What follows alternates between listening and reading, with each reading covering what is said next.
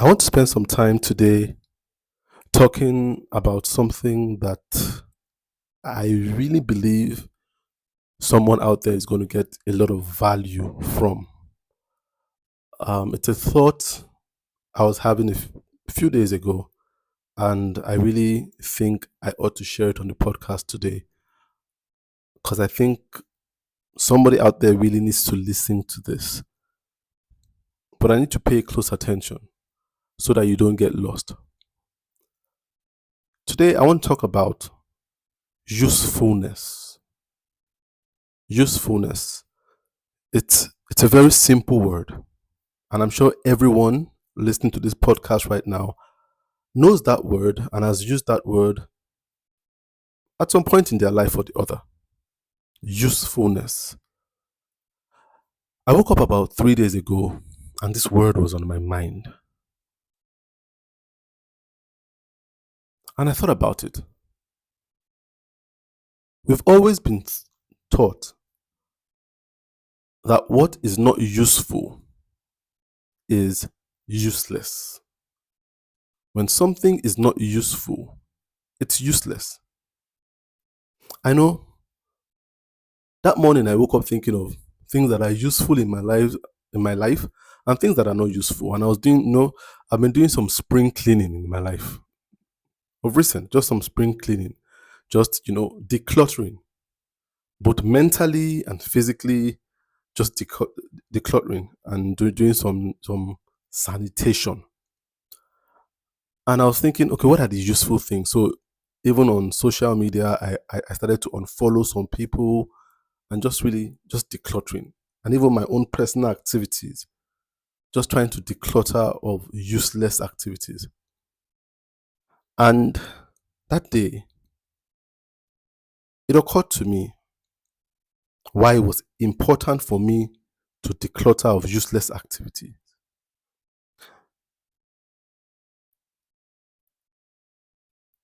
And I had this thought in my spirit that told me, over time, you've learned that what is not useful is useless. But the word useless is an abstract word. It actually doesn't exist in reality. Useless is an abstract word. It doesn't exist in reality. There is nothing out there that is useless. Useless only works as an English language antonym to the word useful. But in reality, it doesn't truly exist. The opposite of useful in reality, in real life, is not useless. The opposite of useful in reality is destructive. What is not useful is not useless, but destructive.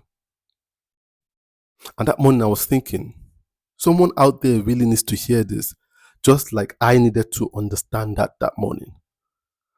The Spirit was teaching me that what is not useful is not useless, but destructive.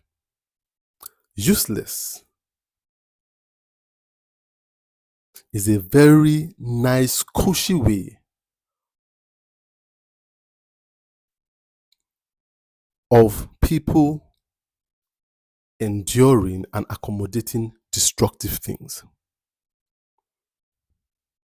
It is an English language construct that allows people to tolerate destructive things in their life. And you say it's useless, doesn't have any use, it's just a useless thing. So it seems like very benign, very inconsequential, just useless.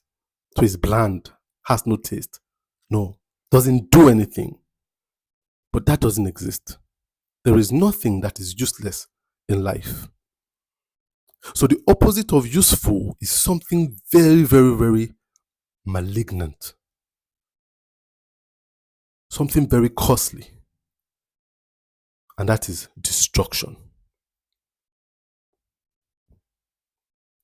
What is not useful is destructive. And I feel someone really needs to hear that today. Because some of us have for too long accommodated things that when we really sit back and think of, they have no use in our lives. No use. They're not useful. They're not useful. Some associations, some friends, some things you've kept, they're not useful. Those things are not useless. They are destructive. So you've accommodated destructive things in your life, thinking that they have no consequence. But everything in life has consequence. Every single thing. Very few things in life are benign. Very few things.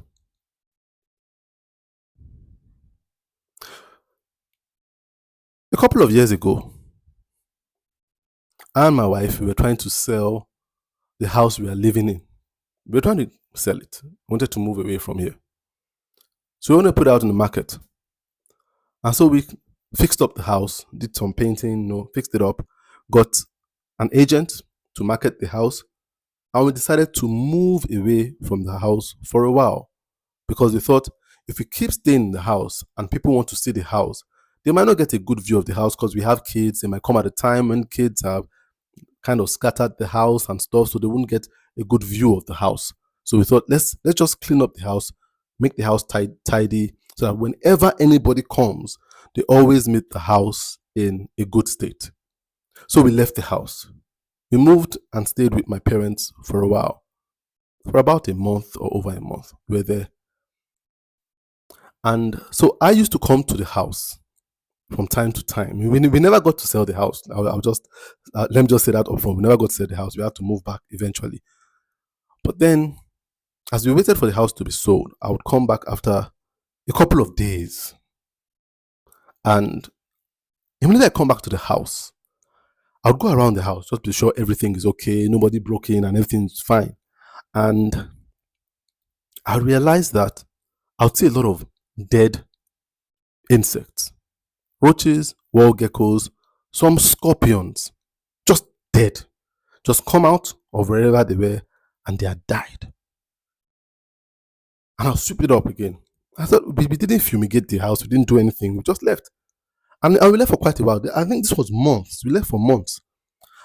And I'll come back again after a couple of weeks. And I'll come back again and see a fresh batch of critters on the floor, dead, always dead. And this happened, and I went back home and told my wife what happened. And I began to realize that an empty house was a dangerous house. An empty house is a dangerous house. When the house has no use, the house will begin to destroy everything within it. I don't know how many of you have left your house empty for months. When you come back, you realize the chair is spoiled, the wall starts cracking, and sometimes you just begin to see dead creatures. The house that used to teem with life becomes a place of destruction and death. The house couldn't be useless. Once we stopped using the house, destruction came and started using it. And it started taking the life of small creatures, little creatures. And we started seeing cracks around the house, just cracks. Furniture spoiling by itself, doors falling off their hinges. There is nothing useless. The opposite of useful is destructive. The house became a weapon once we stopped using it. Once you stop using it. Have you ever met somebody who for some reason stopped using a limb, whether a hand or a leg, and they stopped using it? Maybe some form of paralysis or something. And what you realize is that before you know it, a couple of months, a year, that limb will begin to shrivel because it's not in use. it will begin to self-destruct. It can never be useless and just stay the way it is. It will become destructive. So it begins to reshape and shrink and look very unsightly. The opposite of usefulness is not uselessness, it's destruction. When something is not useful, it's destructive. There's a part in the Bible that always caught my attention. When Jesus was going about with his disciples, and he came to a fig tree, and he wanted to get fruit from it, and he checked, and there was no fruit. And he cursed it, that tree would never have fruit. And the next day they passed by the tree has withered up and died. And the disciples were surprised. You cursed this thing just yesterday, and look at it, it's dead now. I always felt, why was Jesus so harsh to that tree? And I began to realize just some days ago that it was because that tree was not just useless, it had become destructive. So he had to end it. One way or the other, that fruitless fig tree would cause destruction. There's another part in the Bible, I think in Luke, where Jesus was given a parable about a man who had a vine and planted a fig there. And after many years, he came back and there was no fruit. And he told the gardener to cut it down. What he said afterwards is the crux of what we are saying today in this podcast. He said, cut it down because it's taking up space in the garden. It wasn't useless. It was beginning to destroy freedom and space in the garden. It was now destructive.